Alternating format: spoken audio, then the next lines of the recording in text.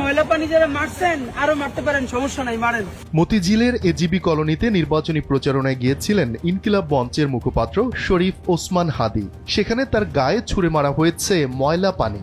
শনিবার সামাজিক যোগাযোগ মাধ্যম ফেসবুকে এই ঘটনার একটি ভিডিও ছড়িয়ে পড়ে, যেখানে হাদিকে বলতে শোনা যায় তার গায়ে 3 বার ময়লা পানি ছোড়া হয়েছে। 3 বার মারছে এখানে ময়লা পানি। ভিডিওতে তাকে আরো বলতে শোনা যায় যে, ভাই ময়লা পানি যে মারছেন আরো মারতে পারেন, সমস্যা নেই, মারেন। ভাই ময়লা পানি যারা মারছেন আরো মারতে পারেন, সমস্যা নাই, মারেন। এ সময় পাশে থাকা সাংবাদিকদের তিনি জানান 3 বার ময়লা পানি মারা হয়েছে।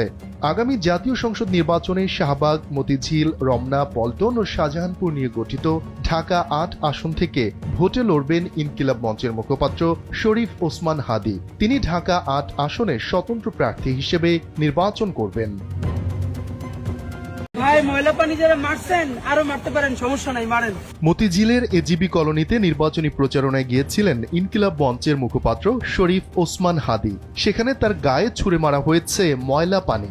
শনিবার সামাজিক যোগাযোগ মাধ্যম ফেসবুকে এই ঘটনার একটি ভিডিও ছড়িয়ে পড়ে, যেখানে হাদিকে বলতে শোনা যায় তার গায়ে 3 বার ময়লা পানি ছোড়া হয়েছে। 3 বার মারছে এখানে ময়লা পানি।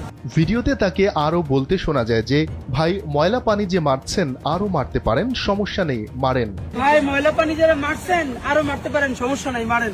এ সময় পাশে থাকা সাংবাদিকদের তিনি জানান 3 বার ময়লা পানি মারা হয়েছে। আগামী জাতীয় সংসদ নির্বাচনে শাহবাগ, মতিঝিল, রমনা, পল্টন ও শাহজাহানপুর নিয়ে গঠিত ঢাকা ৮ আসন থেকে ভোটে লড়বেন ইনকিলাব মঞ্চের মুখপাত্র শরীফ ওসমান হাদি। তিনি ঢাকা ৮ আসনে স্বতন্ত্র প্রার্থী হিসেবে নির্বাচন করবেন।